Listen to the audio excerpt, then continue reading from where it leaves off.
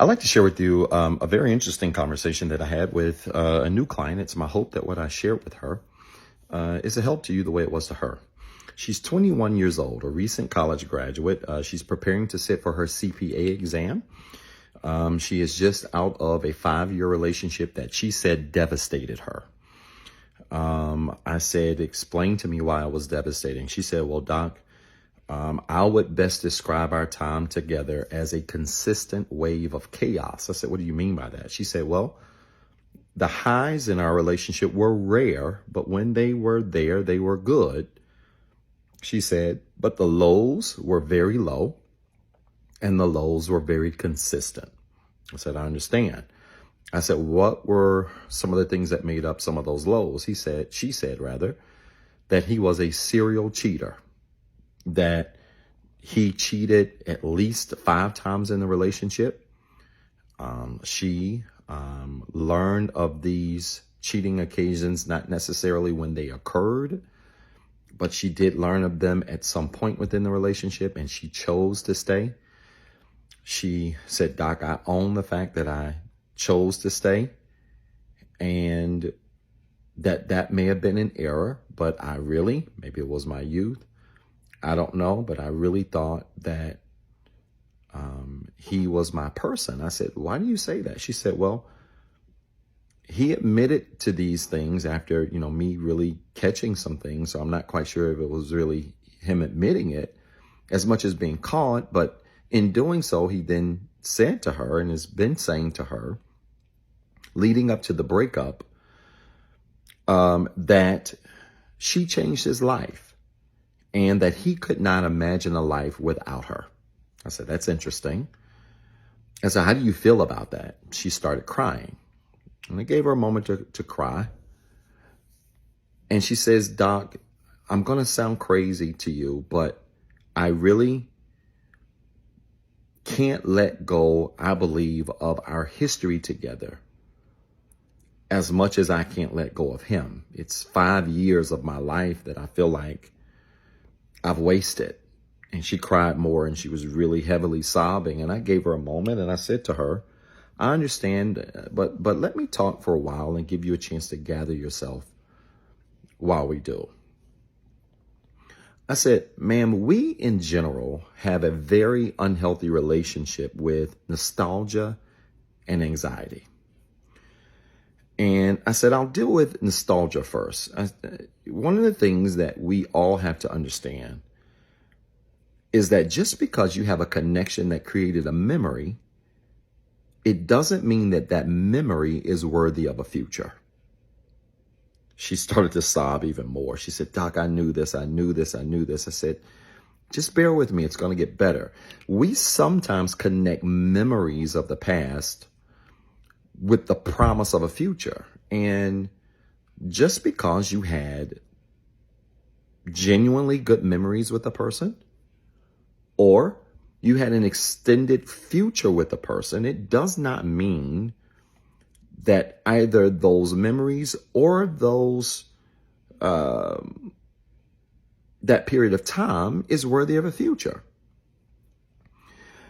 I said, but let's take this further. I hope in this you've learned a very basic lesson, and that is there are 2 things you can't do to a man. You can't change a man, and you can't fix a man. She said, I understand that. And I said, I want to even be equal and fair here. You can't fix a woman and you can't change a woman.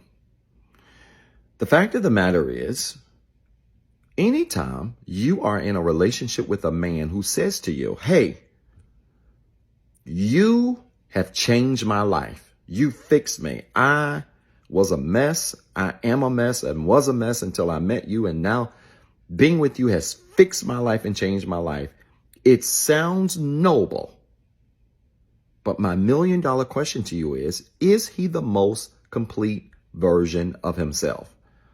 She said, no, sir. I said, why? She said, I'm not 100% sure. I said, take a guess.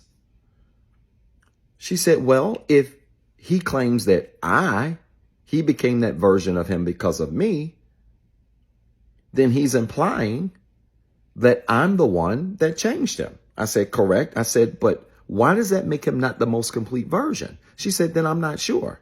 I said, it doesn't make him the most complete version of himself, because the supposed change that he's claimed to experience has been connected to you.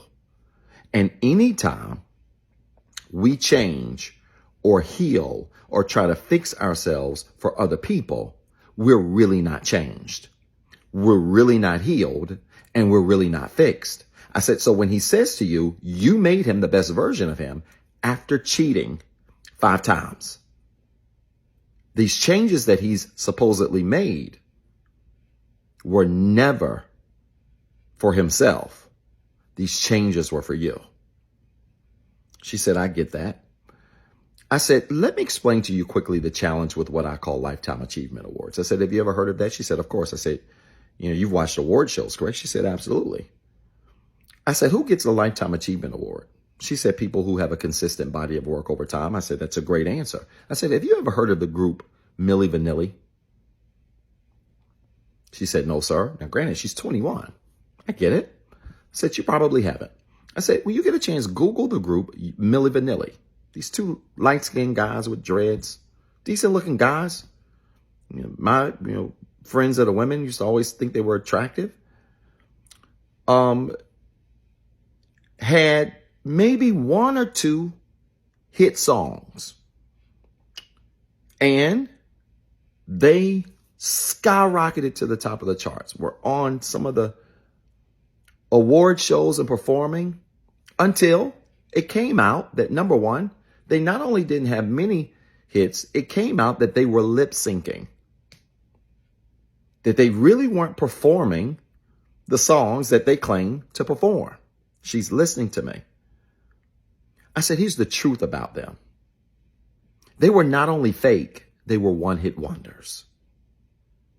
And when someone is a one-hit wonder and they're not authentic, they don't deserve a Lifetime Achievement Award, do they? She put her head down. She started to cry more. I said, ma'am, I'm not trying to hurt you. I said, but let's just be honest. When we don't call a thing, it creates anxiety, which leads me to that point about anxiety that I made earlier. I'm privileged to work with all types of people in this space, and a lot of people who struggle with anxiety. And one of the things that I try to teach them is something I'm going to teach you, and that is calling a thing solves 95% of your problems. Calling an ex Milli Vanilli hurts, but it solves 95% of your problems. Why? She said, because you're being truth about who they really are, or telling the truth rather about who they really are. I said, exactly.